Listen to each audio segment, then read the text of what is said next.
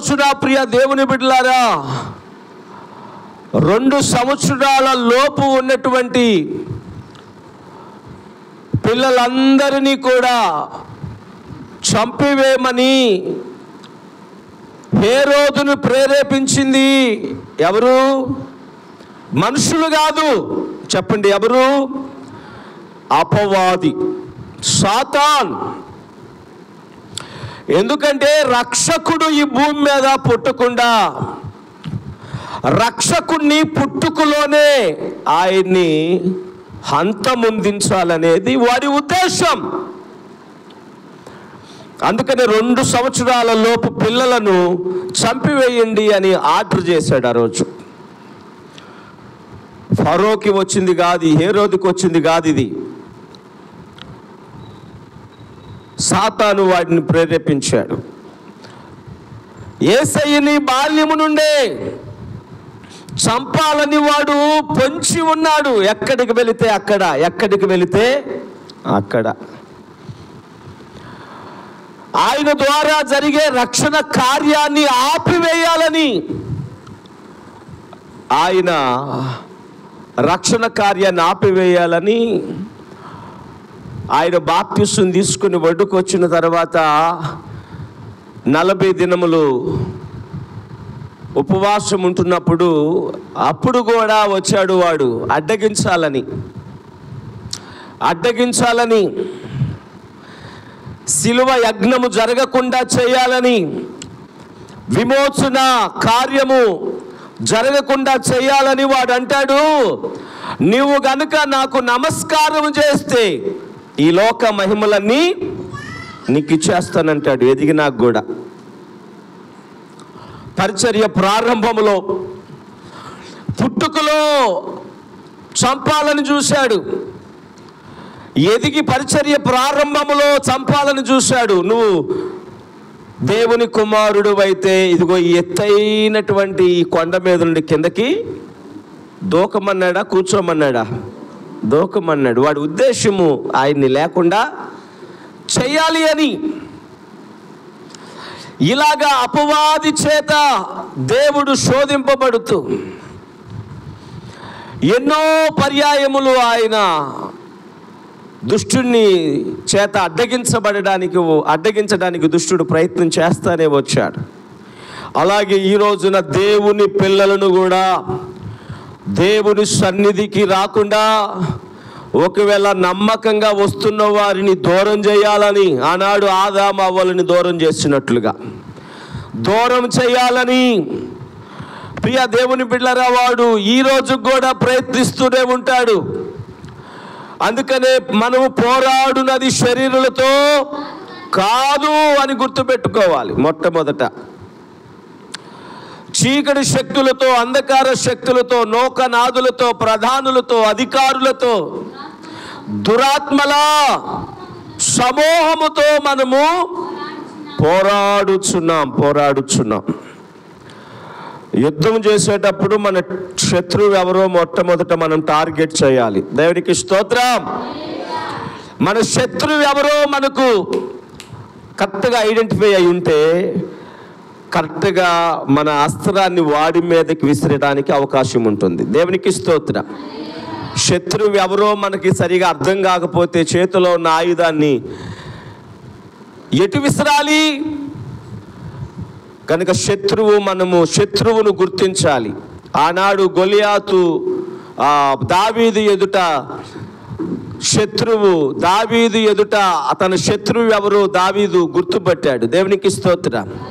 అందుకనే తన ఒడిసెలను తిప్పి అందులో ఉన్న రాయిను కరెక్ట్గా గురి చూసి కొట్టినప్పుడు శత్రువు బొక్కబార్లా పడ్డాడు. ఇశ్రాయేలు ప్రజలకి గొప్ప విజయము అనుగ్రహింపబడింది. దేవునికి స్తోత్రం. ఒక్కోసారి సాతానుడు భర్త ద్వారా భార్యని విసిగిస్తూ ఉంటాడు. ఎంత విసిగిస్తాడు అంటే ఇలాంటి వాడితో కాపురం చేసే కంటే ఒక్క రోజుతో చస్తే పోయిద్ది అనుకున్నంతగా ఇసికిస్తాడు.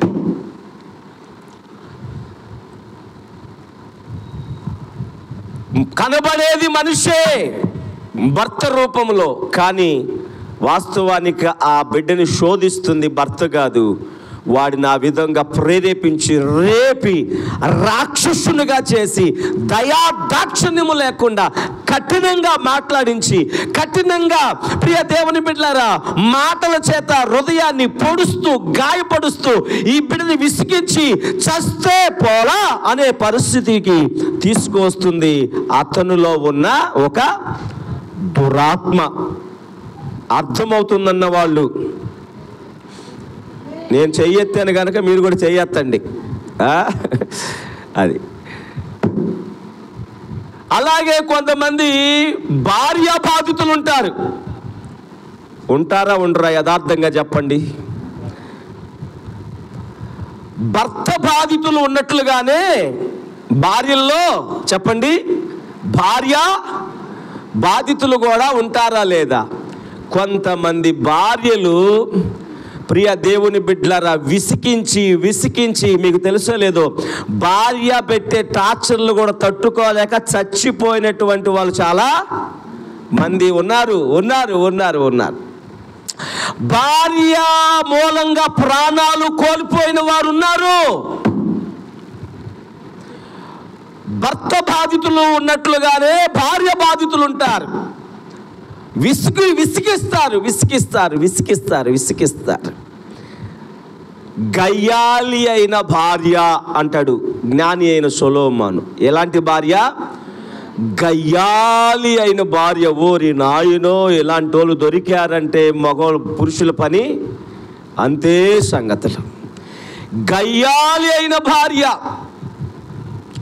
గనుక పెళ్ళిళ్ళు చేసుకునే వాళ్ళు ప్రభు పాదాల దగ్గర మంచి భర్త కోసం, మంచి భార్య కోసం, సుబుద్ధి కలిగిన భార్య దొరుకుట అరుదు అంటాడు.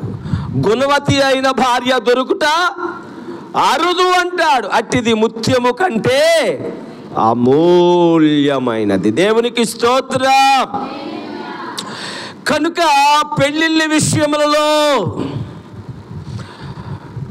నేటి యువతరము ఎంత తొందర పడుతుందంటే అంత తొందర పడుతూ ఉంది. ఏందో అంత తొందర.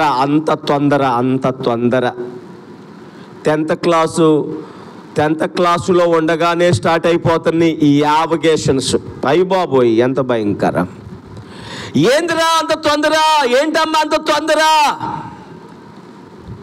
కాలేజీలు చదువులు మంట కలిసిపోతా ఉన్నాయి. పేరుకి కాలేజీలకు వెళుతూ ఉన్నారు చాలామంది.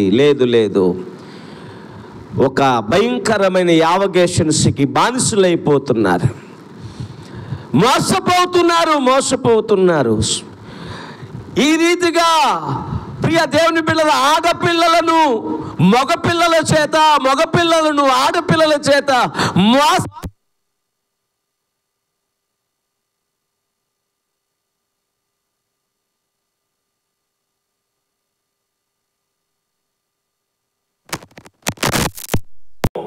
ప్రియ దేవుని బిడ్డలారా ఉన్నది అన్న విషయాన్ని మర్చిపోవద్దు. దేవునికి స్తోత్రం. మెట్టుకు పోరాటం. లోపడనొల్లని పిల్లల విషయమై తల్లిదండ్రులకు పోరాటం. కొంతమంది తల్లిదండ్రులు బిడ్డలను బట్టి విసిగిపోతా ఉంటారు. అది మామూలు టార్చర్ కాదు. పిల్లలను బట్టి మాట వినని లోబడని పిల్లలు ద్వారా ఎదురయ్యే సమస్య తల్లిదండ్రులకు ఎంత అంత కాదు. ఎవరికి చెప్పుకోలేదు. ఎవరికని చెప్పినా తిరిగి అది మనకే తగిలిద్ది. అట పెంచావు మరి అంటారు. ఏమంటారు? అట పెంచావు మరి, నిన్ను బట్టే వాడు దాయిరయ్యాడు, నిన్ను బట్టే ఇదిగో ఆ అమ్మాయి లాగా మళ్ళా మనకే వచ్చింది రివర్స్. అందుకని ఎవరికి చెప్పుకోలేక ఇంట్లో ఉన్న వీళ్ళని భరించుకోలేక ఎంతో మంది తల్లిదండ్రులు కూడా వాళ్ళు పడుతున్న బాధలు ఎంత కాదు. ఎందుకు ఇవన్నీ చెప్పుకుంటా వచ్చాను అంటే ప్రియ దేవుని బిడ్డలారా ఈ విధముగా కొన్ని చీకటి శక్తులు వాళ్ళల్లో ఉండి ఒకరిని ఇసికిస్తా బాధ పెడతా ఉంటాయి, శోధిస్తా ఉంటాయి. గనుక నా ప్రియ సహోదరులారా గనుక మనము గద్దించాల్సింది ఎవరినయ్యా అంటే వారిలో ఉన్న దురాత్మని కాని మార్గములో నా బిడ్డలు తీసుకుని వెళుతున్న దురాత్మ, కాని పనులు నా బిడ్డల ద్వారా జరిగేటట్టు చేస్తున్న దురాత్మ, యేసు నామములో ఆజ్ఞాపిస్తున్న నీకే నా బిడ్డని విడిచిపెట్టి గద్దించండి. అపవాదిని ఎదురించుడు, అప్పుడు వాడి మీ అదు నుండి పారిపోతాడు. వాడిని కూర్చోబెట్టి మ్యాప్ బాకండి. అయ్యో ఎట్ట ఉండాల్సిన పిల్లోడు ఎట్ట అయిపోయాడు, అమ్మ రాయ్యా, తినయ్యా, కూర్చోయ్యా, ఏం చేస్తా, వెళ్తే వెళ్ళయ్యా, లేకపోతే ఎలవాకయ్యా, కూర్చోయ్యా, పండుగయ్యా, తినయ్యా. మ్యాప్ బాకండి. వాడిని సోమరు చేయబాకండి. వాడిలో ఉండి వాడిని అలా తయారు చేస్తుంది దెయ్యము. వాడిలో నుండి నిన్ను నష్టపరిచి నిన్ను గాయపరుస్తుంది ఒక దెయ్యము, సాతాన్. వాడిని గద్దించండి. చలాగ్గా ఉండవలసిన యవనస్తుడు, వాక్యం చెబుతుంది, యవనస్తులు బలవంతులా బలహీనులా? చెప్పండి అందరూ, బలవంతులా బలహీనులా? నా దేవుడు ఏమంటాడు? యవనస్తులను పిలిచి చూసి, యవనస్తులారా మీరు బలవంతులు, కానీ బలహీనులు అయిపోయి ఉన్నారంటే, బలహీనులుగా నీ ఇంట్లో ఉంటున్నారంటే, బలహీనులుగా నీ కంటి ముందు ఉన్నారంటే, తిరుగుతున్నారంటే, వాళ్ళని చూసి నువ్వు జాలిపడడం కాదు, వాళ్ళ స్థితికి దిగజార్చిన దెయ్యాలను ఏం చేయాలి? నువ్వు గద్దించాలి. ముందు ఆ దురాత్మలను గద్దించి అప్పుడు క్రీస్తు యేసునందున్న కృపచేత నా కుమారుడా, నా కుమార్తె మీరు బలవంతులు కండి అని ప్రార్థించండి, ప్రవచించండి. దేవునికి స్తోత్రం. తిమోతితో అంటాడు పౌలు, తిమోతి నా కుమారుడా, క్రీస్తు యేసునందున్న కృపచేత బలవంతుడు. ముందు దయ్యాన్ని గద్దించండి. యేసయ్య ముందు దయ్యాన్ని ఎదిరించిన తర్వాత ఆల్రెడీ 40 రోజులు ఉపవాసం ఉన్నాడు కదా. ఇది ఎట్లాగుందంటే మూలిగా నక్క మీద తాటిగా పడినట్టుగా ఆయన 40 రోజులు ఉపవాసాలుండి ఆయన పరిచర్య కొరకు సిద్ధపడతా ఉంటుంటే చివరి రోజులు వీడు ఒకడు తగిలేడు. వీడు మామూలుడుగా ఎవడాడు? సాతానుడు. వాడు దొంగ, దోచుకునేవాడు, నాశనము చేయువాడు. వాడు అందుకే వస్తాడు, ఓరకనే రాడు. వాడు మంచోడు కాదు, వాడు అబద్ధికుడు. వాడు అసలు ఏ మాట నమ్మడానికి వీలు లేదు. వాడు అంటాడు, నాకు మొక్కితే ఈ మహిమలన్నీ ఇస్తానంట. నిజమేనంట వాడు చెప్పింది? నమ్మొచ్చా? నమ్మడానికి వీలు లేదు. అందుకనే వాడి సంగతే మనకంటే బాగా ఆయనకి తెలుసు. ఒరే, నీకు కాళ్ళకు మొక్కి తీసుకోవడానికి కాదురా వచ్చింది, నీ తల చితక దొక్కి నీ అధికారాన్ని తీసుకోవడానికి వచ్చాను. దేవుని స్తుతులు చెప్పండి. మన దేవుడు ఎంత గొప్పవాడంటే, ఆనాడు ఆదాము అవ్వలని మోసం చేసినటువంటి ఆ దురాత్మ, ఆ సర్పంతో దేవుడు వాడు వినేటట్టుగానే, దేవుని పిల్లలు వినేటట్టుగానే చెప్పాడు. ఏమని చెప్పాడంటే, ఒకానొక రోజు రాబోతుంది, స్త్రీ సంతానము నిన్ను ఏం చేస్తుంది? తల మీద కొడుతుంది, నువ్వేమో దాన్ని మడిమిని మీద కొడతావు అని చెప్పి. ప్రియ దేవుని బిడ్డలారా, మడిమి మీద వాడు కొడతాడంట సర్పం. కానీ మడిమి మీద కొట్టడం అనేది అది ప్రాణాంతకమైనది కాదు.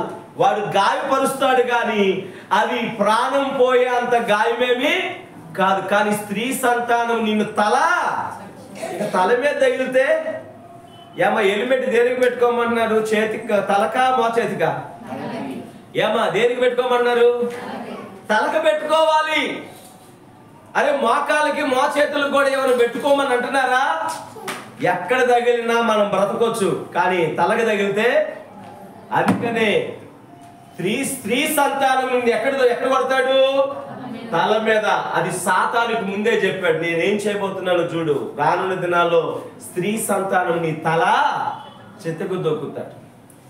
ఇప్పుడు ఆయనే వచ్చాడు, ఆయన నిలబడ్డాడు, ఆయనతో అంటాడు, నువ్వు నా కాళ్ళకు మొక్కు అంటాడు. ఈ సాతాను గాడు, అరే నేను నీ కాళ్ళకు మొక్కడం కాదురా.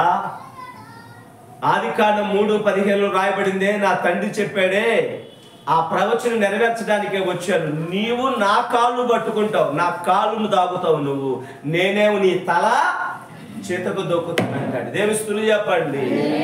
మరణము ద్వారా, సిలువ మరణము ద్వారా సాతాను యొక్క తల చితక తొక్కాడు. దేవునికి స్తోత్రం. ఈ విషయాన్ని ఇంకొక రోజున మనం చాలా చక్కగా, ఉన్నతముగా, గొప్పగా, దేవునికి మహిమకరంగా మన ప్రభు సాతాన్ని ఎలా జయించాడో విజయం మనకి ఎలా అనుగ్రహింపబడిందో అన్న విషయాన్ని ఇంకొక రోజు తెలుసుకున్నాం. దేవునికి స్తోత్రం. ఇది మాత్రం ఖచ్చితంగా తెలుసుకోవాలి. దేవుని స్తుతి చెప్పండి. హల్లెలూయా. ఎందుకంటే మన శత్రువు గురించి మనకి ఎంత బాగా తెలిస్తే అంత బాగా మనము జాగ్రత్త పడ్డానికి అవకాశం ఉంటుంది. అవునా కాదా? కనుక మన శత్రువు గురించి మనకు బాగా తెలియాలి. వాడి బలమేంటో, వాడి యొక్క బలహీనతలు ఏంటో మనకు తెలియాలి. యుద్ధం చేసే మనకి తెలియాలి. ఆమేన్. యుద్ధం చేసే మనకి మనం ఎవరితో యుద్ధం చేయబోతున్నామో ఆ శత్రువు యొక్క బలహీనత బలము మనకు తెలుసుంటే వాడి యొక్క ఆయు పట్టు మీద మనం కొట్టవచ్చు. దేవునికి స్తుతి చెప్పండి. హల్లెలూయా. ఈ విధముగా ప్రియ దేవుని బిడ్డలారా, దుష్టుడు మిమ్మల్ని కూడా దేవుని సన్నిధికి రాకుండా మిమ్మల్ని ఆపడానికి వాడు ఎన్నో ప్రయత్నాలు ఈ రోజు కూడా చేశాడు అనుకుంటున్నాను. అవునయ్యా మాకు ఎదురైందయ్యా అన్న వాళ్ళు కనీసం ఒక చెయ్యాన్ని అయితే దేవుని స్తుతి చెప్పండి. కొంతమంది ఎదురు కాలేదనకుండా గడ్డం కింద స్టాండ్లు పెట్టుకుని అలాగే ఉన్నారు. దేవునికి స్తోత్రం. మంచిది, మీరు ధన్యులు ప్రియ దేవుని బిడ్డలారా. అయితే కొంతమందిని వాడు ఇలా టార్గెట్ చేస్తారు. కానీ ప్రియ దేవుని బిడ్డలారా, మనం వాడిని గెలిపించకూడదు. మనలో ఉన్న పరిశుద్ధాత్మ దేవుణ్ణి మనం గెలిపించాలి. దేవునికి స్తోత్రం. హల్లెలూయా. సరే, ఇప్పుడు వాక్యములోనికి వెళదాం. ఎందుకు ఇప్పుడు చెప్పుకున్నారంతా వాక్యమా కాదా? అవునన్న వాళ్ళు దేవుని స్తుతి చెప్పండి. ఇప్పుడు కాదన్న వాళ్ళు దేవుని స్తుతి చెప్పండి. వాము మొత్తానికి బాగానే వింటున్నారు, వాక్యమే. కానీ ఇప్పుడు మనం ఒక చిన్న వాక్యాన్ని చదువుకొని ముందుకు వెళ్దాము. యాకోబు పత్రిక 4వ అధ్యాయము 2-3 వచనాలు చదవండి. 2-3 వచనాలు. యాకోబు పత్రిక 4వ అధ్యాయము 2-3 వచనాలు. మీరు ఆశించుచున్నారు గాని మీకు దొరుకుటలేదు. కాస్త కొంచెం ఆగుదాం ఇక్కడ. దేవునికి స్తోత్రం. ఇక్కడ పరిశుద్ధాత్మ దేవుడు ఏమని రాయించాడమ్మా? మీకు దొరుకుటలేదు. మీకు అవకాశం వచ్చినప్పుడు మీరు కూడా నేను ఎంత పెద్దగా మాట్లాడుతున్నాను అంత పెద్దగా మాట్లాడండి. అందులో పైగా కరెంటు కూడా లేదు. దేవునికి స్తోత్రం. మీరు ఆశించుచున్నారు కానీ మీకేమి అంటే చాలా మందికి ఆశలు ఉంటాయి. అసలు ఆశలు లేని వాళ్ళు ఎవరైనా ఉంటారా? ఏమా అటో ఇటో ఓపండి. ఎటు ఓపినా దాన్ని బట్టి నాకు అర్థమైందో అర్థం కావట్లేదో నాకు అర్థమైంది. ఆశ లేని వాళ్ళు ఎవరైనా ఉంటారా? మనందరికీ తెలిసిన విషయం ఏంటంటే ప్రతి ఒక్కరికి ఏదో ఒక ఆశ ఉండింది. చిన్న పిల్లలకు కూడా ఆశ ఉండిద్ది. ఏంటి ఆశ? వాళ్ళ అమ్మ నాన్న ఎప్పుడు వారి దగ్గరే ఉండాలి అని. వీడు స్కూల్కి వయసు వచ్చిన తర్వాత స్కూల్కి పంపించేటప్పుడు వీడికి ఒక ఆశ ఉండిద్ది. స్కూల్ని ఎగ్గొట్టాలన్నా వెళ్ళాలన్నా వారికి ఎగ్గొట్టాలని ఆశ. చిన్నపిల్లలకి ప్రియ దేవుని బిడ్డలారా, సెలవులు వస్తున్నాయి అంటే ఆ సెలవు రోజుల గురించి వాడు గంతులేతా చెబుతా ఉంటాడు, సంకలు కొట్టుకుంటా చెబుతుంటాడు. ఏమని? రేపటి నుంచి మాకు సెలవులు, మాకు సెలవులు, మాకు సెలవు. ప్రియ దేవుని బిడ్డలారా, ప్రతి ఒక్కరికి ఏదో ఒక ఆశ. చదువుకుంటున్న బిడ్డలు చదువుల్లో రాణించాలని, చదువులు అయిపోయినాక ఉద్యోగాలు పొందాలని, ఉద్యోగాలు వచ్చిన తర్వాత ప్రియ దేవుని బిడ్డలారా పెళ్లిళ్ళు చేసుకుందామని, పెళ్లిళ్ళు చేసుకున్న తర్వాత మరలా మంచి సంతానము కావాలి అని, ఇలా ప్రతి ఒక్కరికి ఏదో ఒక ఆశ, ఏదో ఒక ఆశ. మనిషికి ప్రియ దేవుని బిడ్డలారా ఏదో ఒక ఆశ. ఆశలు లేని వారంటూ ఉండరు. ఏదో ఒక ఆశ మనిషిని బ్రతికిస్తా ఉంటది. దేవుని స్తుతి చెప్పండి. ఏదో ఒక ఆశ మనిషిని ముందుకి నడిపిస్తా ఉంటది, నడిపిస్తా ఉంటది. ఆశ, ఆశ. ప్రియ దేవుని సంఘమా, దైవ జనాంగమా, ఇక్కడ అంటాడు మీరు ఆశిస్తున్నారు కానీ ఏమి దొరకటములా. మీరు ఆశ అయితే పడుతున్నారు కానీ మీకు ఆశించింది దొరకటములా. గల కారణం ఏంటి? చదువుదాం.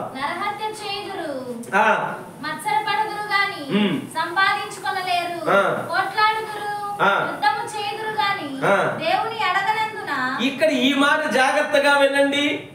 ఆ మొదటి లైను మీరు ఆశించుదురు గాని ఏమీ దొరకదు అని మీరు దేవుణ్ణి అడగనందున మీకు ఏమీ దొరకదు అంటాడు ఇక్కడ. ఒక పక్కేమో ఆశిస్తున్నారు కానీ ఆశ తీరడం లేదు. గల కారణం ఏంటంటే మీరు దేవుణ్ణి అడగనందున అంటాడు. మీరు ఆశిస్తున్నారు కానీ దేవుణ్ణి అడగడం లేదు. మరి ఏం చేస్తున్నారు? ఇది పెద్ద ప్రశ్న. మరి ఏం చేస్తున్నారు? మన ఆశలు తీర్చేది ఎవరు? మన కోరికలు తీర్చేది ఎవరు? ఆశపడుతున్న ప్రాణాన్ని తృప్తి పరిచేది ఎవరు? దేవుడు కదా. అడుగుడి మీకు ఇవ్వబడునని చెప్పింది దేవుడు కదా.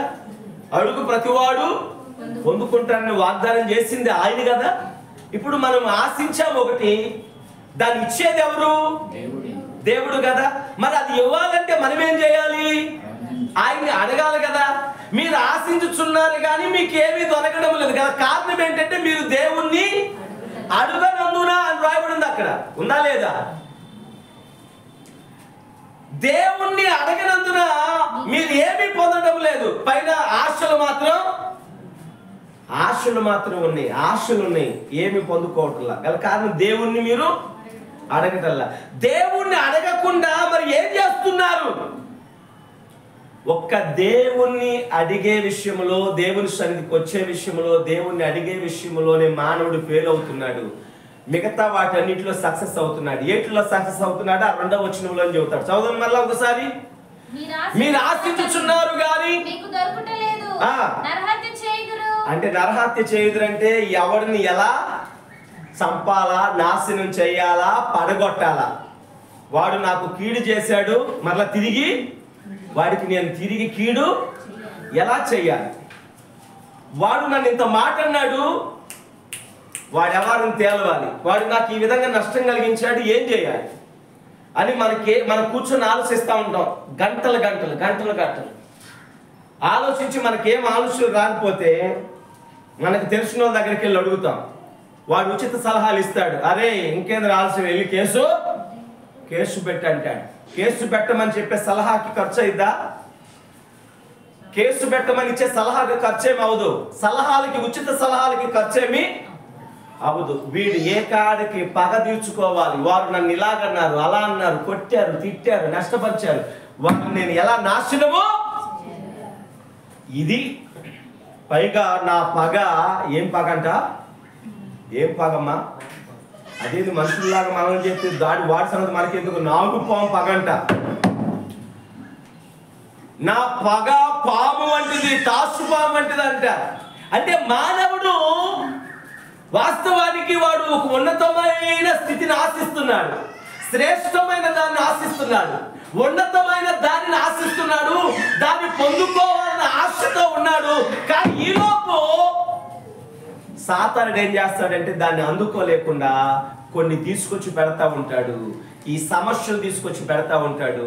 ఈ సమస్యలు తీసుకొచ్చి పెట్టినప్పుడు మనం ఏం చేయాలంటే కీడు చేసిన వారికి ప్రతి కీడు చెయ్యకుండా పగ తీర్చుకునుట నా వశం అన్నాడు దేవుడు. అవునా కదా?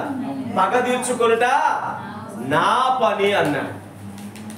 ఆయనకి మనం అప్పగించాలి. దేవుని స్తుతి చెప్పండి. ఆయనకి మనం అప్పగించాలి. పగ తీర్చుకునుట నా పని. Praise the lord.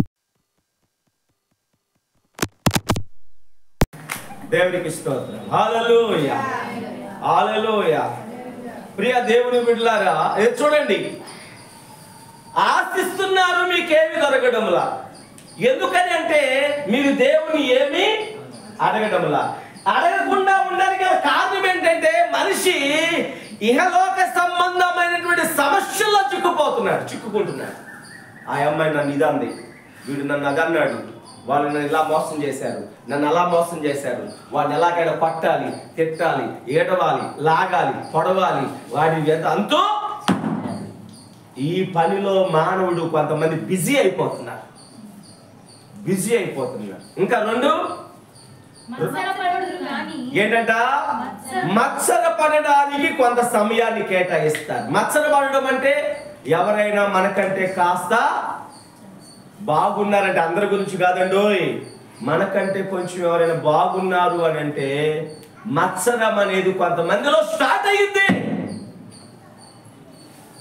కాస్తంత బంగారం కొన్నా, కాస్తంత స్థలము కొన్నా, ఇల్లు కొన్నా, కట్టిన, ఉద్యోగం వచ్చిన, వ్యాపారంలో అభివృద్ధి చెందుతున్న ప్రియ దేవుని బిడ్డలు ఏమవుతూ ఉంటారు? మత్సర పడతా ఉంటారు, మత్సర పడతా ఉంటారు. మత్సర పడకూడదు.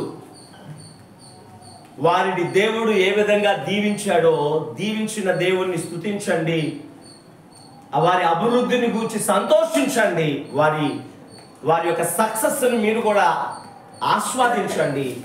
అదే సమయంలో ప్రియ దేవుని బిడ్డను దీవించే దేవుడు మనతో ఉన్నాడు. దేవుని స్తుతి చెప్పండి. ఆశీర్వదించే దేవుడు మన పక్షంగా ఉన్నాడు. ఆయన వైపు మనం చూడాలి తప్ప మనుషులను చూసి ఏం చేయకూడదు? మత్సర పడకూడదు, మత్సర పడకూడదు, మత్సర పడకూడదు. ఈ రోజున ఈ మత్సరాల వలనే మనిషికి హృదయంలో ఏముండడం లేదు? సంతోషం ఉండడం లేదు, హృదయంలో నెమ్మది ఉండడం లేదు. ఉండిద్దా చెప్పండి? నిజంగా మత్సరం అనేది ఉంటే హృదయంలో నెమ్మది ఉండిద్దా? పొరపాటున ఉండదు. నేను చెబుతున్నాను కదా, వాళ్ళ వీళ్ళను చూసి మత్సర పడేటువంటి వాళ్ళకి హృదయంలో నెమ్మది ఉండదు. వీళ్ళు ఎప్పుడు సముద్ర కెరటాలలాగా ఏమవుతూ ఉంటారు? ఎగిసేసి పడతా ఉంటారు. ఇంకోటి చెప్పమంటారా? ఈ నెమ్మది లేని వాళ్ళు ఏ కొంపలో ఉంటే ఆ కొంపకు కూడా దరిద్రం పట్టినట్టే. వీళ్ళు నెమ్మదిగా ఉండరు, ఇంటి మొత్తాన్ని ఉంచుతారా? పొరపాటున ఉంచరు. తాను చెడిన కోతి వనమంతా చేసినట్టుగా అలాంటి వాళ్ళు ఇంట్లో ఒక్కళ్ళు ఉంటే చాలు, ఇల్లు పీకి అల్లరల్లది గోల గోల. వాడికి మంచి మాట చెప్పిన ఎలా పడిద్ది? నాన్న, అరే నాన్న అన్నాడుకో, ఏందమ్మా అని అడగాలి. అసలు ఆ సమాధానానికి, ఆ పిలుపుకి ఎలా సమాధానం? నాన్న అంటే అమ్మా అనాలి. ఏదే అంటాడు వాడు. ఎందుకంటే వాడు లోపల ఏముంది? వాడికి గలిపిలి గలిపిలి గలిపిలి గలిపిలి. దానికి గల కారణం ఏంటి? మత్సరం. చెప్పండి ఏంటి? మత్సరం. మత్సరం. వాళ్ళను చూసి మత్సరం, మత్సరం పెరిగిపోతా ఉంది. మత్సరం. ఈ మత్సరం వలన వాడు నెమ్మదిగా ఉండడు, వాడు కుదురుగా కూర్చోకపోవడం వలన ఇంట్లో వాళ్ళందరూ కూడా ఏం చేస్తూ ఉంటాడు? కుదురుగా ప్రశాంతంగా ఉండేడు. ఇల్లు మొత్తం గలిపిలి గలిపిలి. ఓరి నాయనా, అరే నీకు దండం పెడతారా, కాస్త కొద్ది బయటికి వెళ్ళరా అని బతిమల ఆడాల్సి వచ్చింది. వీడికి నెమ్మది ఉండదు. మత్సరము నెమ్మదిని ఉండనివ్వదు, సంతోషాన్ని పోగొట్టిద్ది, సమాధానాన్ని పోగొట్టిద్ది, ఇంటిలో కూడా సమాధానం పోయిద్ది. ఇంకంత మాత్రమే కాదు, ఈ మత్సరము ప్రియ దేవుని బిడ్డలారా నిన్ను అనారోగ్య పాలు చేస్తుంది. మత్సరం. ఈ మత్సరముతో చాలామంది కుటుంబాల్లో ఏం చేస్తున్నారు తెలుసా? వాళ్ళు అది కొన్నారు, నువ్వు ఇది కొనాల్సిందే. కొంతమంది భార్యలు మనుషుల్ని, మగవాళ్ళని ఎంత టార్చర్ పెడతారంటే, నేను తొందరపడి పుటిక్కన నిన్ను చేసుకున్నా అనేవాళ్ళు ఉంటారు. కొంతమంది నిన్ను కాకుండా ఇంకెవరిని చేసుకున్నా బాగుండేదాన్ని అనే మాట పురుషునికి ఎలాగుండిద్ది? సంతోషాన్నిచ్చిద్దా, బాధనిచ్చిద్దా? చెప్పండి. గల కారణం ఏంటంటే అది తాడుగొంది, నువ్వు కూడా తాడు కొనాలి. వాడు ఇల్లు మీద ఇల్లు కట్టాడు, నువ్వు కూడా కట్టాలి. ప్రియ, నువ్వు ఇంట్లో ఇది లేదు అది లేదు, వాళ్ళకుంది మనకి లేదు, నువ్వు కొనాలి. వాడు ఏదో ఒక విధంగా కొనాలి. డబ్బులు లేకపోయినా ఈ రోజున ఏమైనాయి అంటే చెప్పండి, శుభ్రంగా ఇలాంటి వాళ్ళ కోసమే వారాలోళ్ళు వచ్చారు. ఎవరు చెప్పండి? వారాలోళ్ళు అంటే వాళ్ళు కాస్త డబ్బులు ఇస్తారు, వారం వచ్చి వసూలు చేస్తూ ఉంటారు. నెలవారీ ఇన్స్టాల్మెంట్గా ఇచ్చే కొన్ని పద్ధతులు ఉన్నాయా లేదు? లోన్లు ఇచ్చేవాళ్ళు ఉన్నారు. నెల వాళ్ళు కట్టించుకుంటూ ఉంటారు. ప్రియ దేవుని బిడ్డలారా, ఈమె టార్చర్ తట్టుకోలేక, లేకపోతే లేదు నేను కూడా కొనాలి అని ప్రియ దేవుని బిడ్డలారా, నేను కూడా కొనాలని వాడు ఏం చేస్తాడు అంటే ఈ అప్పులు చేసి ప్రియగా బిడ్డలారా చివరికి కట్టలేక, కొంతమందికి ఇచ్చేవాడు ఉంటే ఎవడు కూడా లేచి వస్తాడంట. తెలుసా మీకు సామెత? ఇచ్చేవాడుంటే, ఓరి బాబు మీకు ఇలాంటి సామెతలన్నీ కూడా బాగా తెలిసినట్టుగా ఉంది. రైటే, ఇచ్చేవాడు ఉంటే చచ్చేవాడు కూడా లేచి వస్తాడంట. చచ్చినోడు కూడా లేచి వస్తాడంట. ఇలాగా బుధవారము, గురువారము, శుక్రవారము, శనివారము లేని రోజు ఉండదు. ఇచ్చేవాడు ఉంటే సోమవారం నుంచి తీసుకుంటానే ఉంటాడు అన్ని రోజులు. అయ్యో బాబోయ్, ఇది మనిషిని ఎంత నెమ్మది లేకుండా చేస్తుందో తెలుసా? చివరికి మనిషి జీవితాన్ని ఇది నాశనము చేస్తుంది. మత్సరం వీటన్నిటికీ దారి తీసేది ఏందో తెలుసండి? తృప్తి లేని, చెప్పండి, జీవితం. తృప్తి లేని జీవితం. మనం కలిగిన దానితో ఏం చెందాలి చెప్పండి? తృప్తి పొందడమే గొప్ప భాగ్యం. దేవునికి స్తోత్రం. నెమ్మది లేకుండా విస్తారమైన ధనముందుట కంటే, నెమ్మది లేకుండా విస్తారమైన ధనముందుట కంటే, దేవుని అందలు భయభక్తులతో ఉండుటే మేలు, ఉండుటే మేలు. దేవుని అందలు భయభక్తులతో ఉండుటే మేలు, ఉండుటే మేలు. మాధుర్యమే నా ప్రభుతో, మహిమానందమే మహాశ్చర్యమే అమ్మా, కొత్త పాట కాదు పాడేది, పాత పాట అందరూ పాడేది.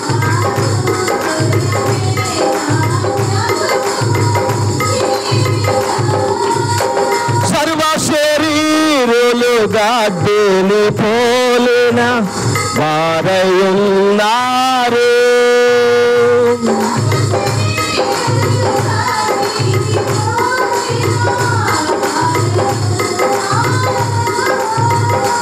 వారి అందమంతయు పువ్వు వలె వాడిపోవును, వాడిపోవును. వారి అందమంతయు పువ్వు వలె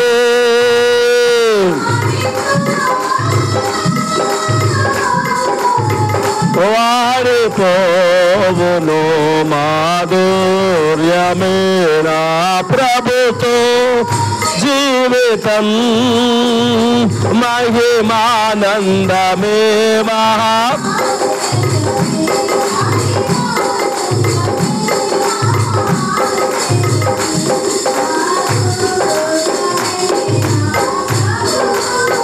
జీవితం ప్రభునందు ప్రియ దేవుని బిడ్డలారా, వారిని చూసి వీళ్ళని చూసి, వారికి అది ఉంది, వీళ్ళకి ఇది ఉంది, అది కొన్నారు, ఇది కట్టారు అని చెప్పి వాళ్ళని చూసి వీళ్ళని చూసి అది మనకు లేదే అని అసంతృప్తికి లోనైపోయి వారి మీద వీళ్ళ మీద మత్సరపడి, ఆ మత్సరంతో లేకపోయినా స్థాయికి మించి, వచ్చే రాబడికి మించి, ప్రియ దేవుని బిడ్డ రాబడికి మించి అప్పులు చేసి ఈ రోజున మనుషులు ప్రియ దేవుని బిడ్డల బహిర్భానిని ప్రదర్శిస్తూ ఉన్నారు. చివరికి అదే వారికి పెద్ద ఉరిగా మారిపోతుంది. నాకు తెలిసిన సహోదరుడు ఉన్నాడు, నా సహోదరుడు. అన్నా వచ్చి 4 రోజులు రెస్ట్ తీసుకో, రావచ్చు కదా, ఎప్పుడు పని పని పని పని అని అంటున్నావు అని చెప్పి అంటే, యాడ్చినా నేను రావడానికి కుదరదు, ఎందుకంటే వారాలు ఉన్నాయి కట్టుకోవాల్సింది, వారాలు ఉన్నాయి కట్టుకోవాల్సింది. అన్న లేని వారం రా అని చెప్పంటే లేని వారం లేదంట, ప్రతిరోజు కట్టాల్సిందే, ప్రతిరోజు కట్టాల్సిందే, లేని వారం లేదంట.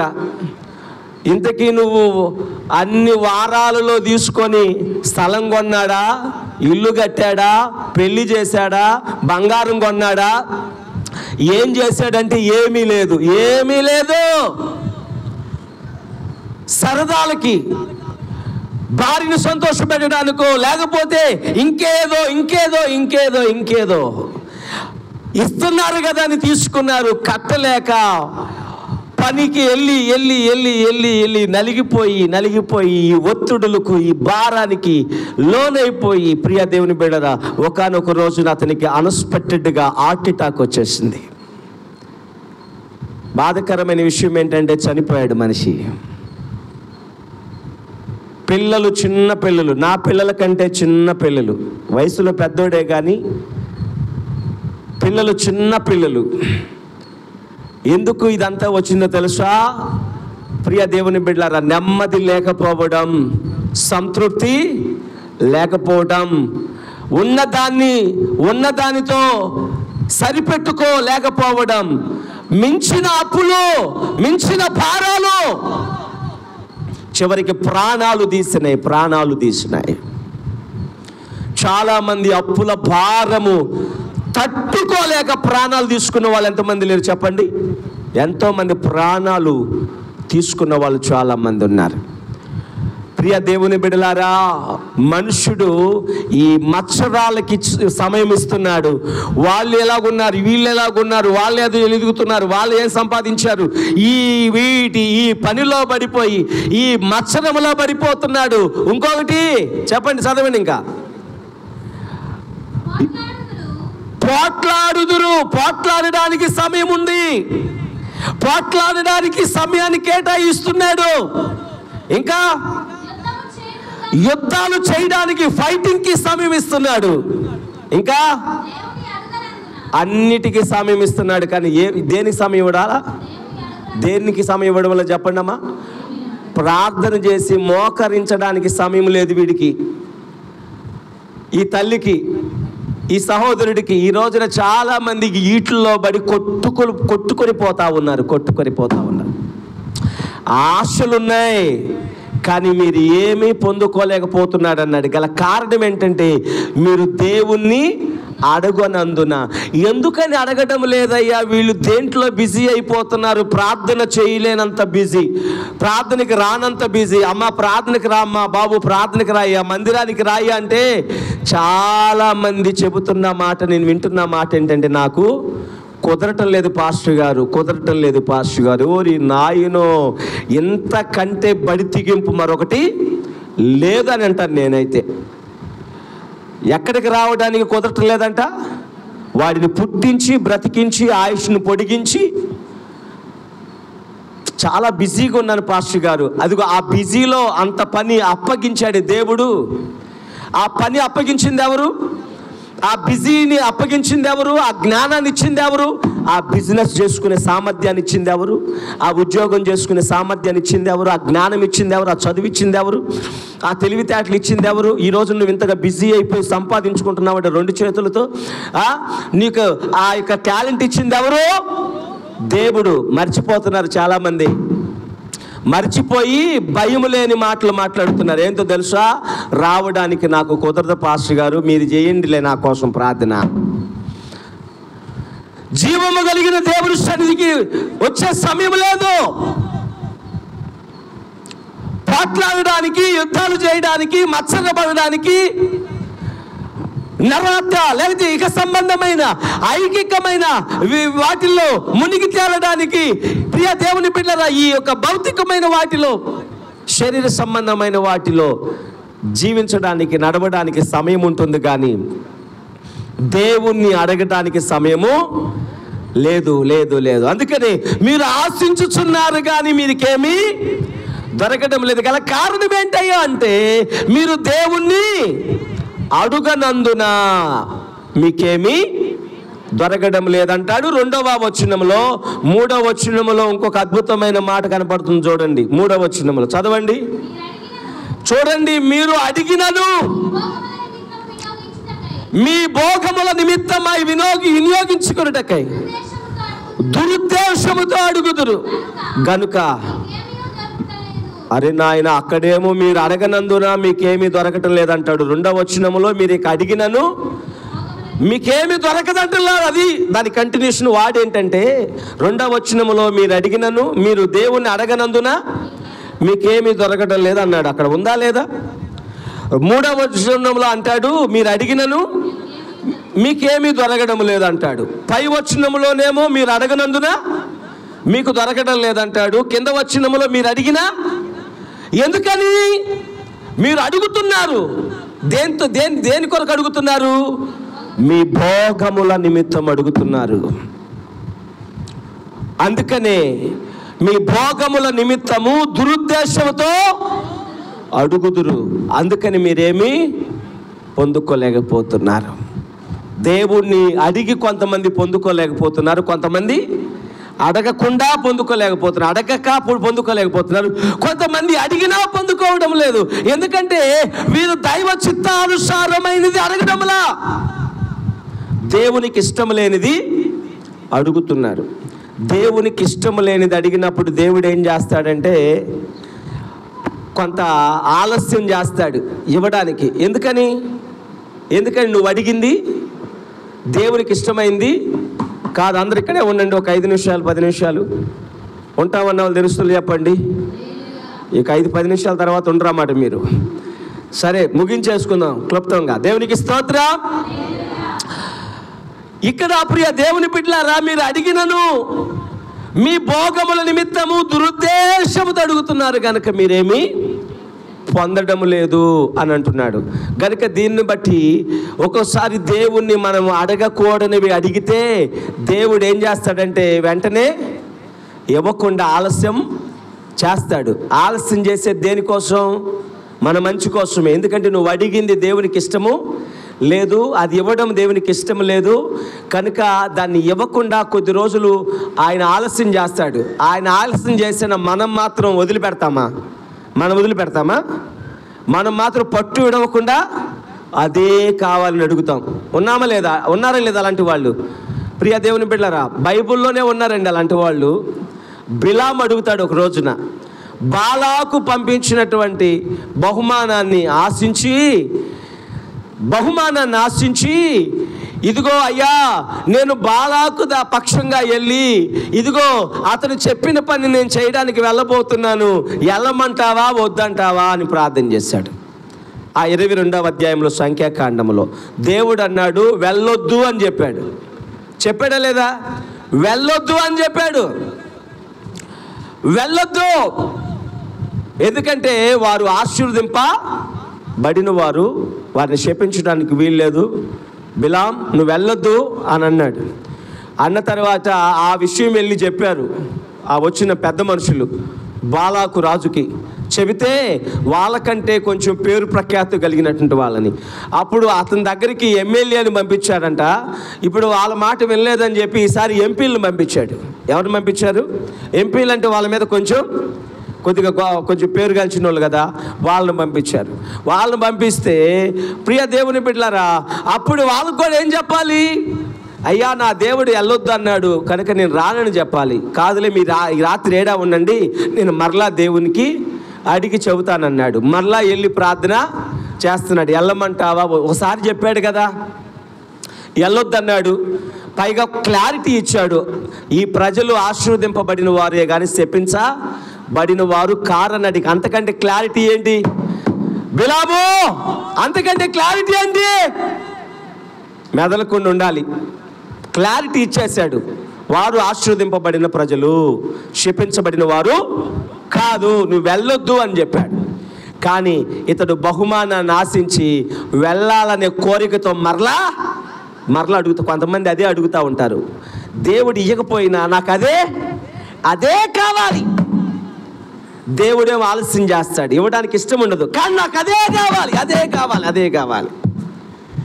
దేవుడు ఇస్తాడు, ఇచ్చి ఆ ఇచ్చిన దాంతో పాటు శిక్ష కూడా రెడీ చేస్తాడు. ఎందుకంటే నువ్వు కాందాన్ని అడిగావు. నా పిల్లలు దీవించబడిన వారు, ఆశీర్వదింపబడిన వారిని శపించటానికి నువ్వు బడి తెగించి వెళ్తున్నావు. ఊరుకోను అని చెప్పి ఎల్లమని చెప్పినోడు కూడా ఏం చేశాడో చెప్పండి. ఎల్లమని చెప్పినోడు ఏం చేశాడంటే, ప్రియ దేవుని బిడ్డలారా, ఆ సంఖ్యాకాండము 22వ అధ్యాయంలోనికి 12వ వచనములోనేమో ఏమన్నాడు చెప్పండి, చదవండి ఒకసారి. వెళ్ళొద్దు అని చెప్పాడు. నా ప్రజలను కూడదు. ఓకే, క్లియర్ అయిందా లేదా? అక్కడ జవాబు వచ్చిందా లేదా? 20వ వచనం చదవండి. 20వ వచనం.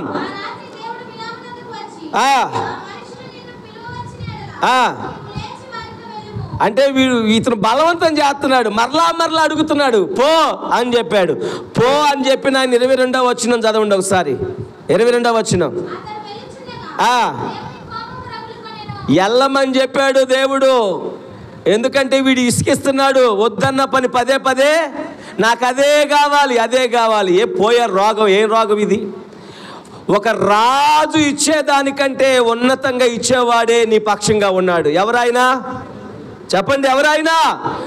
నజరేయుడైన యేసు. ఈయన రాజులకు రాజు, చెప్పండి, ప్రభులకు ప్రభువే నీవాడయ్యుండి ఒక ఫ్రెండ్లీగా నీతో ఎంత చక్కగా దిగొచ్చి మాట్లాడితే నువ్వు అడిగితే ఆ బాలాకు వాడి ముఖం వాడిచ్చేదానికంటే కూడా ఎక్కువ ఇస్తాడు. ఎవడా నీ దేవుడు? ఇస్తాడు. కానీ వాడిచ్చేదాని కోసం ఈయన ఆ బిస్కెట్ కోసం ఏం చేస్తున్నాడు? ఆ బిస్కెట్ కోసం. అసలు ఈయన దగ్గర బిస్కెట్ కంపెనీయే ఉంది. దేవుని స్తుతులు చెప్పండి. నీ దేవుని దగ్గర కంపెనీ ఉందిరా. కంపెనీయే నీ దేవుని అయితే ఆ దాంట్లో ఏదో ఒక ప్యాకెట్ కొనుక్కొని ఒక బిస్కెట్ వేస్తానంటే ఆ బిస్కెట్ కోసం పరిగెత్తున్నావంటే ఏంటిది ఇది? సరే, అదే కావాలి అని దేవుని పిల్లలు శపించడానికి నువ్వు ఉబలాటం ఆడుతున్నావు.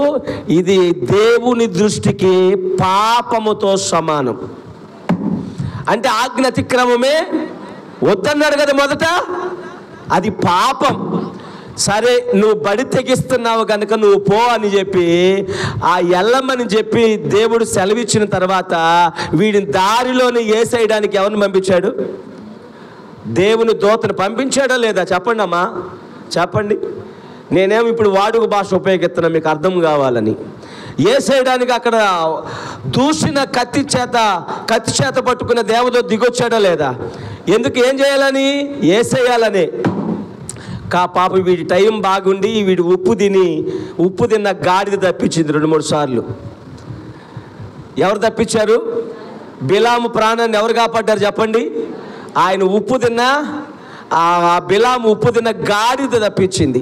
అది ఆ మాట దేవుడే చెబుతాడు. ఈ గాడిద కనుక ఈ 2 సార్లు ఈ ముమ్మారు నా ఎదుటి నుంచి నిన్ను పక్కకు తీసుకెళ్ళకపోతే నిన్నేసేసేవాడిని దాన్ని బ్రతికించేవాడిని అన్నాడా లేదా? అంటే ఇప్పుడు బిలాము ప్రాణాలు కాపాడింది ఎవరు? గాడిద కాపాడింది. దేవుడు వేసేద్దాం అనుకున్నాడు. దూత వచ్చాడు. అసలు దేవుణ్ణే చూసి దేవునితోనే మాట్లాడే ఈ గొప్ప ప్రవక్తకి, ప్రియ దేవుని బిడ్డలారా, ఈ ధనదాహములో, ఈ బహుమానపు ఆ పిచ్చిలో, వ్యామోహములో తన ముందున్న దేవదూతను చూడలేకపోయాడు. మూసుకుపోయిన కళ్ళు ఏమైపోయినాయి? ప్రవక్తకి కళ్ళు మూసుకుపోయినాయి. దేవునితో మాట్లాడే ప్రవక్తకి గాడిదగా కనపడింది దేవదూత. ఎవరికి కనపడలేదమ్మా? అసలు నాకు తెలిసి బిలాము గొప్పోడా, గాడిద గొప్పదా? ఎందుకు వాళ్ళిద్దరిలో ఎవరు ప్రవక్త అమ్మా? అదని చెప్పండి దయచేసి. బిలాము కదా. కనపడాల్సింది ఎవరికి చెప్పండి? ఇప్పుడు దేవదూత కనపడాల్సింది ఎవరి నేత్రాలకి? బిలాము నేత్రాలకి. కానీ ఈయనకి ఆ బహుమానపు దాహములో, గుడ్డితనములో కళ్ళు మూసుకుపోతే, ప్రియ దేవుని బిడ్డలారా, ఈయనకేమో కనపట్టలేదు దేవదూత. గాడిద మాత్రం చక్కగా చూస్తూ ఉంది.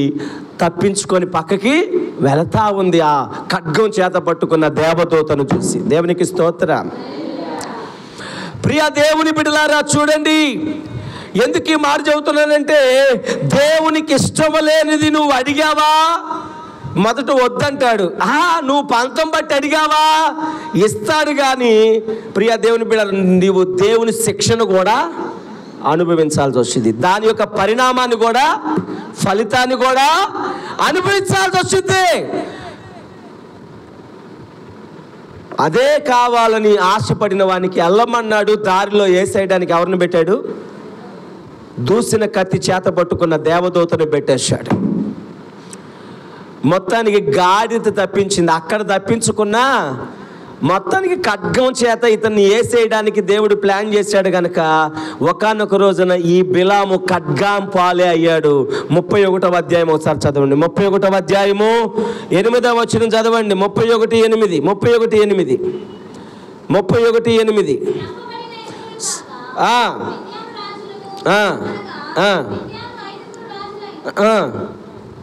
ఏమా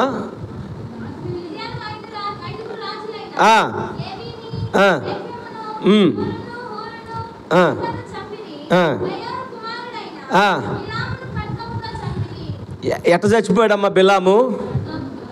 అక్కడ తప్పించుకున్నా, ఆ ఖడ్గానికి తప్పించుకున్నా, ఈ ఖడ్గాన్ని తప్పించుకున్నాడా?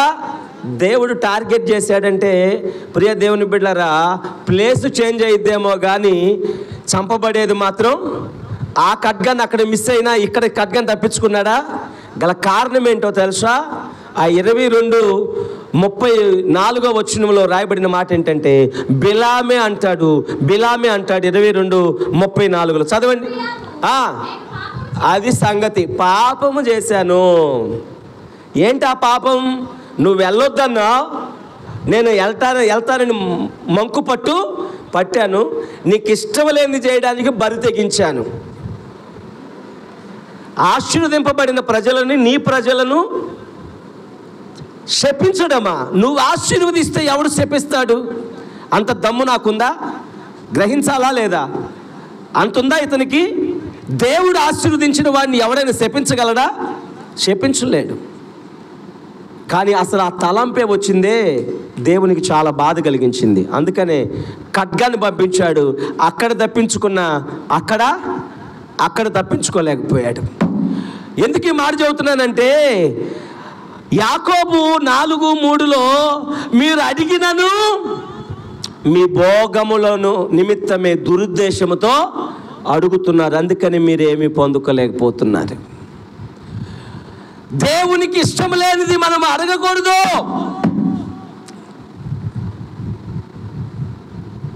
దేవునికి ఇష్టం లేనిది అడగకూడదు. కొంతమందికి భయం లేకుండా అడుగుతూ ఉంటాడు.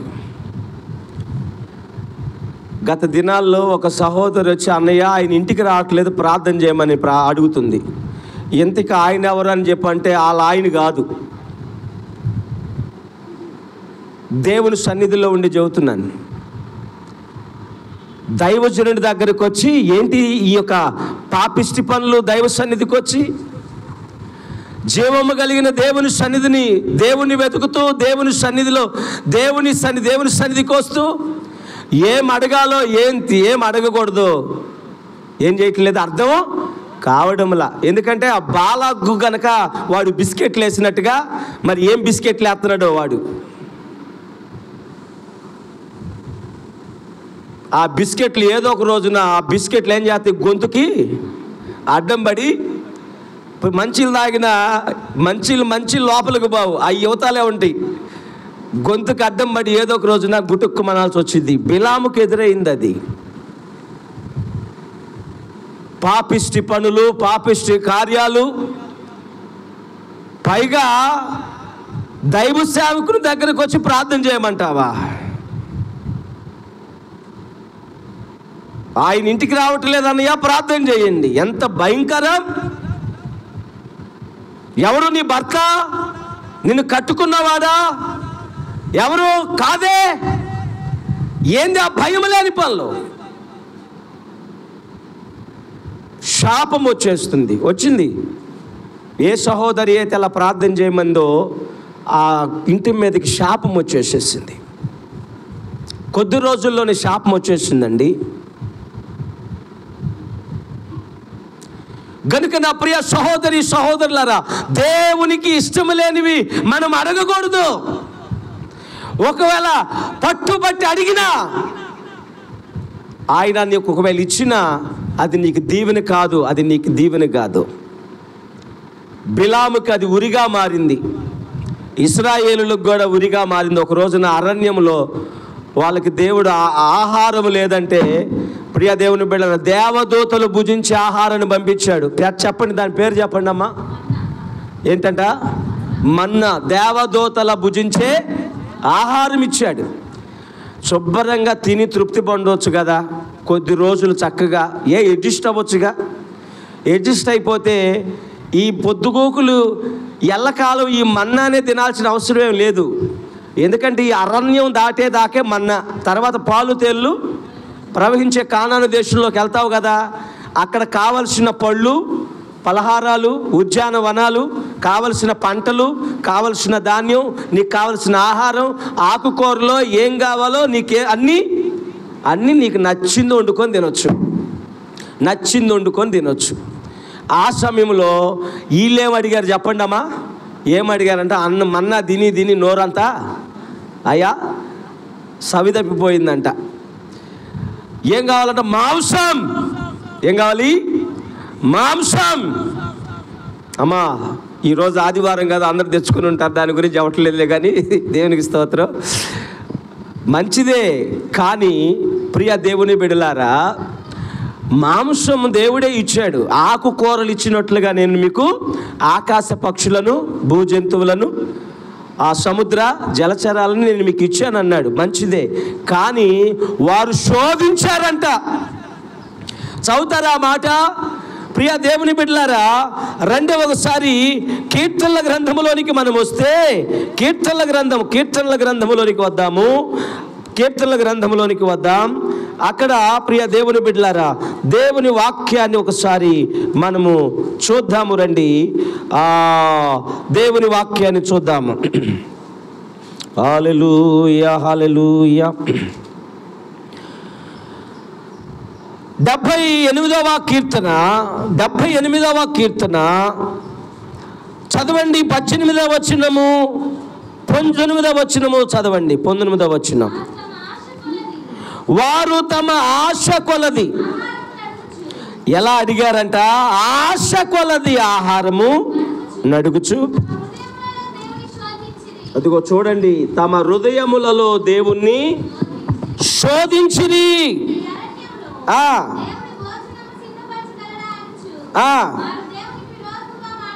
వారు దేవునికి విరోధముగా మాట్లాడారు. వారు దేవునికి విరోధముగా మాట్లాడిరి. అప్పుడు ఏం జరిగిందో 106వ కీర్తనలోనికి రండి ఒక్కసారి. 106వ కీర్తన 15వ వచనం చదవండి ఒకసారి. 14, 15. అరణ్యములో వారు బహుగా ఆశించిరి. అది విషయం. ఇందాక చెప్పాను నేను, అరణ్యంలో అంత అవసరం లేదంటాను నేను. అది విషయం. నేను అనేది ఏంటంటే, బహుగా ఆశించారు దగ్గరే ఉన్న ఆ సబ్జెక్టు మీరు ఒకసారి ఆలోచించండి. అక్కడ అసలు తాగడానికి నీళ్ళే దొరకవు, అక్కడ తినటానికి అసలు అరణ్యంలో నీ దగ్గర ₹1,00,000 ఉన్నా అక్కడ కొట్టు ఉండదు. అక్కడ ఏది కొనాలన్నా, ఏం తినాలన్నా అసలు నీకు అక్కడ ఏమీ దొరకదు. ఒక మాటలో చెప్పాలంటే, ఏమా అరణ్యంలో నీకు అసలు ఏమీ దొరకదు. నీళ్లు ఉండవు, ఆహారం అంతకంటే ఉండదు. అసలు ఏమీ దొరకని స్థలంలో, అరణ్యంలో నీకు పరలోకం నుండి, ఆకాశం నుండి మన్నాను కురిపించి నిన్ను పోషిస్తుంటే అసలు తృప్తి పడాలా లేదా? ఏమి దొరకని స్థలంలో దేవుడు నీకు ఆకాశ ధాన్యాన్ని ఇచ్చి పోషించి నిన్ను సంరక్షిస్తున్నందుకు తృప్తి పడాలా లేదమ్మా? కానంట వాళ్ళు అతిగా ఆశించింది. చూడండి, అతిగా ఆశించారు.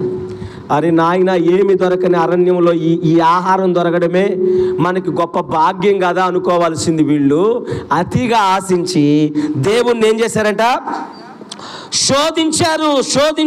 శోధించిరి. వారు కోరినది, జాగ్రత్త 15వ వచనం చదవండి. వారు కోరినది ఆయన వారికి ఇచ్చెను, అయినను వారి ప్రాణములకు ఆయన క్షీణత కలుగా చేస్తున్న. అది సంగతి. ఇచ్చి ఏం చేశాడంట? క్షీణత. ఇచ్చి క్షీణత. ఏంటి ఆ క్షీణత అంటే, ఇప్పుడు మళ్ళీ 78వ అధ్యాయంలోనికి వస్తే 78వ వచనంలోనికి వస్తే, ప్రియ దేవుని బిడ్డలారా చదవండి 27వ వచనం నుంచి నేనే చదువుతాను. ధూళి అంత విస్తారముగా మాంసమును, సముద్రపు ఇసుక రేణువులంత విస్తారముగా రెక్కల గల పిట్టలను ఆయన వారి మీద కురిపించెను. వారి దండు మధ్యను వారి నివాస స్థలముల చుట్టూను ఆయన వాటిని రోల చేసెను. వారు కడుపారా తిని తనిసిరి. వారు ఆశించిన దానిని ఆయన అనుగ్రహించును. వారి ఆశ తీరక మునిపే ఆహారము ఇంకా వారి నోళ్ళల్లో నుండగానే దేవుని కోపం వారి మీద దిగెను. వారిలో బలిసిన వారిని ఆయన సంహరించెను. ఇశ్రాయేలులో యవనస్తులను కూల్చివేసెను. ఎందుకు ఈ మాట చెబుతున్నానంటే, ప్రియ దేవుని బిడ్డలారా, దేవునికి ఇష్టం లేనిది మనము ఒకవేళ అడిగామా, దేవుడు ఇవ్వడు. మొదట అడగగానే ఇవ్వడు, ఆలస్యం చేస్తాడు. అయినా మనం పట్టు విడవని విక్రమార్కులు అనుకొని ఆయనకి ఇష్టం లేనిది పదే అడిగామనుకోండి, ఇస్తాడు. ఇచ్చి దానితో పాటు ఏం పంపిస్తాడంట, వాళ్ళకి ఆహారం ఇచ్చి క్షీణత రాయబడింది. ఏం రాయబడింది? క్షీణత కలుగజేసెను. వారికి కడుపారా పెట్టి రోగాన్ని కూడా పంపించాడు, తెగుళ్ళను కూడా పంపించాడు, జబ్బును కూడా పంపించాడు, తెగుళ్ళను కూడా పంపించాడు. అదేం చేసింది? వాళ్ళు తిన్న తర్వాత, ఎందుకయ్యా తినకముందే వేసేయొచ్చు కానంటే, వాళ్ళు అడిగింది నేను ఈలేని వాడినై చంపాడు అనుకుంటారేమో. నాకు అసాధ్యమైనది ఏమీ లేదు అని ఒక పక్కన రుజువు చేయాలి దేవుడు. దేవుని స్తుతి చెప్పండి. నా దేవుడు గొప్పవాడు. ఆమేన్. ఆయన గొప్పవాడు.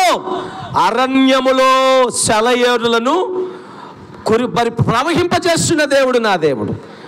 ఆహారమే కనుచూపు మేర ఎక్కడ దొరకని స్థలములో మన్నాను కురిపించిన దేవుడు నా దేవుడు.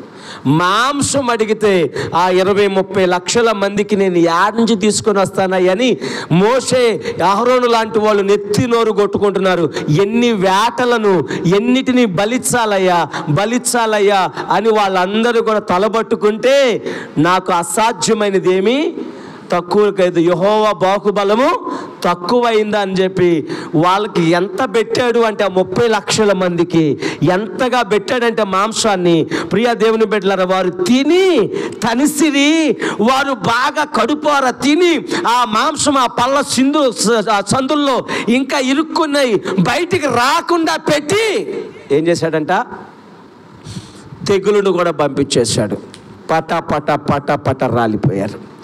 ఎందుకు ఈ మాట చెబుతున్నానంటే, ఇందాక యాకోబు పత్రికలో మనం చదువుకున్నాం, కొంతమంది ఏమో అడగక పొందుకోలేకపోతున్నారు, కొంతమంది అడిగినా వారి భోగముల నిమిత్తం దురాశతో అడిగి వారు పొందుకోలేకపోతున్నారు.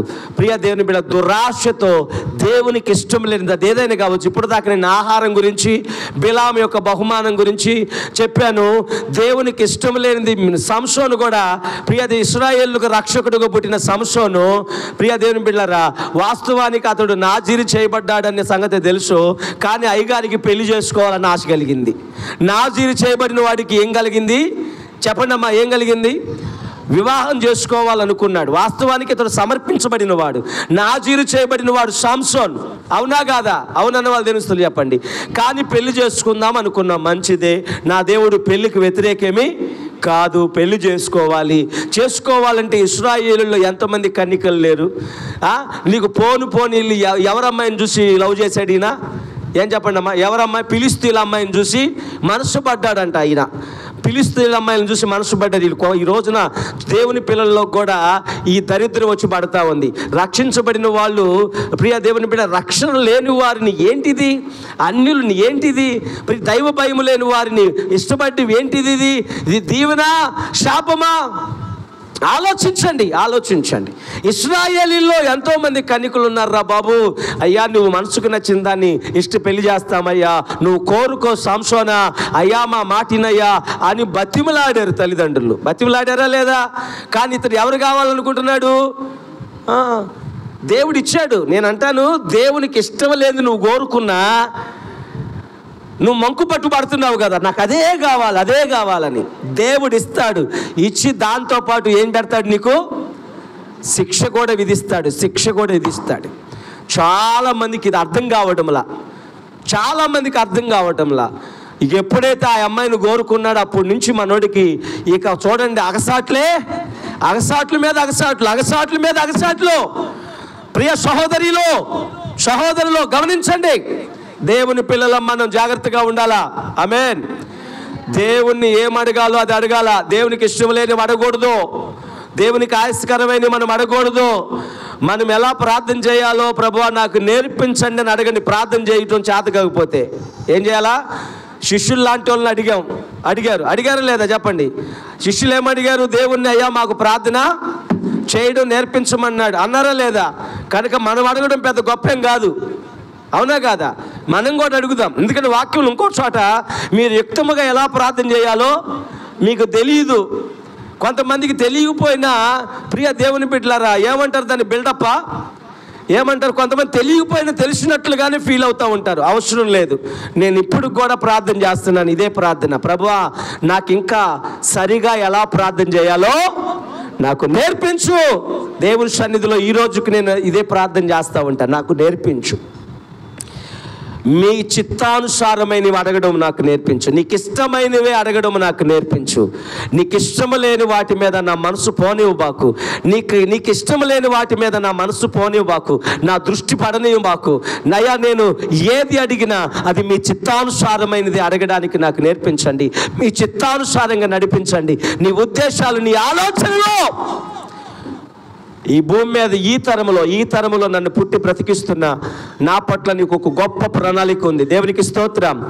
ఆ ప్రణాళిక ఏంటో, ఆ ఉద్దేశం ఏంటో, ఆ సంకల్పం ఏంటో అయ్యా నా జీవితంలో ఈ తరములో అయ్యా ఈ తరములో నేను కూడా దావీదులాగా, దేవునికి స్తోత్రం, దావీదు అంట తన తరము వారికి ఏం చేశాడంట? సేవ చేసిన రాయబడి ఉంది. దేవుని స్తుతి చెప్పండి. మనం కూడా ఈ తరములో ఏం చేయాలి? దేవుని సేవ, అనేకులను జీవము కలిగిన దేవుని వైపుకు త్రిప్పేవారముగా మనం ఉండాలి. అయ్యా నీ చిత్తానుసారంగా నడిపించు, నీ చిత్తానుసారమైన మార్గములను నడిపించు. ప్రియ దేవుని బిడ్డలు, యెహోవా యందు భయభక్తులు కలిగి ఆయన త్రోవల యందు నడుచు వారందరూ ధన్యులు కదా.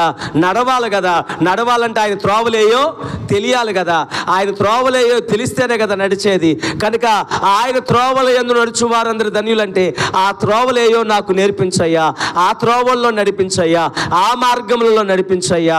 అయ్యా నీ చిత్తానుసారంగా నడిపించయ్యా. నీకు ఇష్టమైన వాటిని అడిగే మనసు నాకు ఇయ్యయ్యా.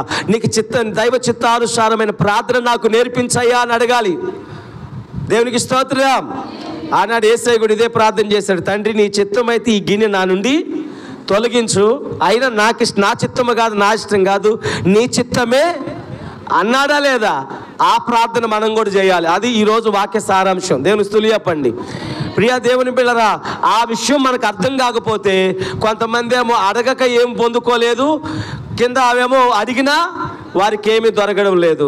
ప్రియ దేవుని బిడ్డ, కొంతమంది పొందుకున్నా అవి ఆయన చిత్తానుసారమైనవి కావు, కనుక అవి వారికి ఉరిగా మారినాయి. కనుక ఇంత పరిస్థితి మన కళ్ళ ముందు ఉన్నప్పుడు మనం చేయాల్సిందల్లా ఒక్కటే. ప్రియ దేవుని బిడ్డ, ఏ దిక్కుకు పోయినా ఏదో ఒక సమస్య ఉందరా బాబు అని చెప్పి మనం చూడాల్సింది ఏ దిక్కు చెప్పండి? దేవుని వైపు చూడాలి. విశ్వాసమును కర్తయు దాన్ని కొనసాగించే యేసు వైపు చూస్తే ఆయన మనల్ని నిలబెడతాడు, నడిపిస్తాడు, జయమిస్తాడు. దేవుడి మాటలు మన వినికిడిలో దీవించును గాక. ఆమేన్. ప్రార్థన చేసుకుందాం. తలలు వంచండి. అందరూ కూడా ప్రార్థన చేసుకుందాం. ప్రభువా నాకు ఎలా ప్రార్థన చేయాలో నేర్పించండి. నేనేం అడగాలో ఏం అడగకూడదో నాకు తెలియచేయండి. నాకు ఆ జ్ఞానాన్ని ఇవ్వండి, ఆ వివేకాన్ని ఇవ్వండి, ఆ వివేచన ఇవ్వండి. ప్రియ దేవుని బిడ్డ అని అడగాలి మనం. లేకపోతే దేవుడు నీకు ఒక్క ఈ జీవితం ఎటు కాకుండా అయిపోతుంది. నువ్వేది పడితే అది పొందుకున్నావంటే నీ జీవితం విలువ లేకుండా మారిపోతుంది. నీ జీవితంలో నువ్వు అనుకున్న నీ యొక్క ప్రియ దేవుని ముగింపు చాలా భయంకరంగా ఉంటుంది. దేవునికి ఇష్టం లేనివి అడిగితే, దేవునికి ఇష్టం లేనివి నువ్వు పొందుకుంటే, అవే ఇవ్వాలని బిలాములాగా, అదే కావాలని దేవుని శోధించి, ప్రియ దేవుని బిడ్డలారా, దేవుని శోధించి ఇదిగో ఇశ్రాయేలులాగా, సంసోనులాగా నువ్వు ప్రియ దేవుని బిడ్డలారా ఉంటే నీ జీవితంలో ప్రియ దేవుని బిడ్డలారా ఆ సక్సెస్ కంటే నష్టమే ఎక్కువ కనపడుతుంది. కనుక ఎలా ప్రార్థన చేయాలో అడగండి, ఎలా ప్రార్థన చేయాలో అడగండి, ఎలా నాకు ప్రార్థన చేయడం నేర్పించండి అయ్యా అని అడగండి. ప్రార్థన చేయడం నేర్పించండి.